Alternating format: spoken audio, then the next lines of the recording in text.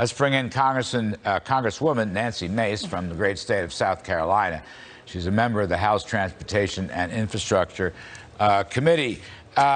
Ms. Mace, thanks for coming on. So let's just do this. Let's have some fun. Climate action, affordable housing, police accountability, packing the Supremes, and child care, paid leave, and caregiving.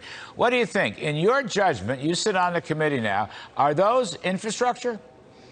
No, and what you're seeing is the far left redefine traditional infrastructure as human infrastructure.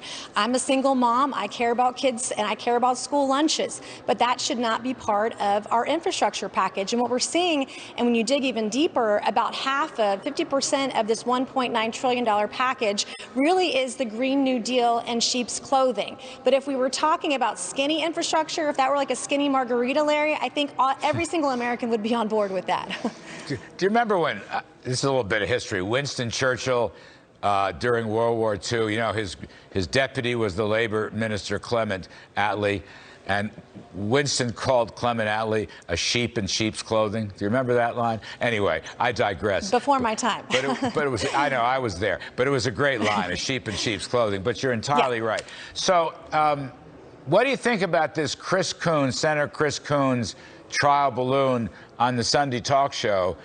He's a great friend of Biden's, and he threw out the number 800 or something, as did John Cornyn. Now, that would be a heck of a lot more acceptable, would it not?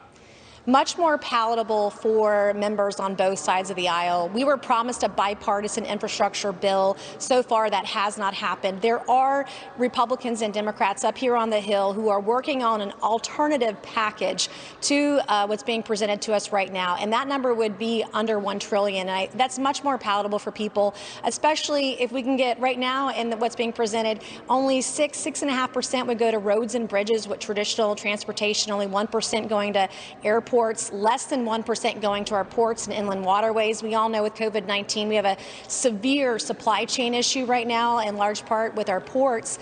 We have significant issues with infrastructure, air traffic control at our airports, for example. So if we can get back to traditional infrastructure as it's defined by every American in this country in a much more affordable format, that would be great. We cannot afford the largest tax hike in American history to pay for it either, and that's got to be addressed as well.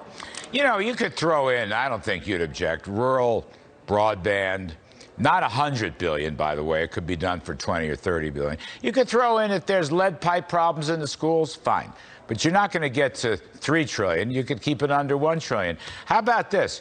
Toll roads, user fees, local bonding, maybe private-public partnerships, Ms. Mace. Would that work for you, those kinds of pay-fors? Potentially, and I think states should also have the option of having the ability to make those decisions for themselves as well, and how they come up and match some of the funding they may receive in an infrastructure package. But, you know, as you know, Washington doesn't have a revenue problem. We have a spending problem. We've had it for decades. Neither side is willing to address it, and we've got to start doing it now. We're hearing about $7 trillion in potential spending in the first 6 to 9 months of this fiscal year alone. That's untenable for everyone in this country who works hard to raise their family, work and retire in the greatest country in the world. We can do better, and we should. I don't know if you heard our opening segment, but it turns out a lot of this stimulus, I call it stimmy, to boost consumer spending temporarily, is really helping China's economy. China's growing at 18% in the first quarter with a record export to the United States and the biggest trade deficit in history. We're giving our consumers money, and they're buying goods and gadgets from China. I doubt if you or other members of Congress or the Senate really thought of it. We're helping China on this. Right, and we're also incentivizing unemployment with larger federal unemployment checks in this country. I'm from the state of South Carolina, as you mentioned earlier. Our unemployment is hovering just over 4% right now in the middle of a pandemic. The only reason it's not lower than that is because we've incentivized people. We've helped them stay home rather than go back to work and be productive, more productive members of society. And so we've got to allow people to balance their health and safety with going back to work, kids going back to school, and grow our economy on our own like that. That's what we should should be doing right now. And tax cuts would actually benefit the economy. We know previous to COVID-19, we had the lowest unemployment rate for every American, regardless of the color of your skin, your gender orientation in this country. And we can get back to that if we work smarter and not harder on this.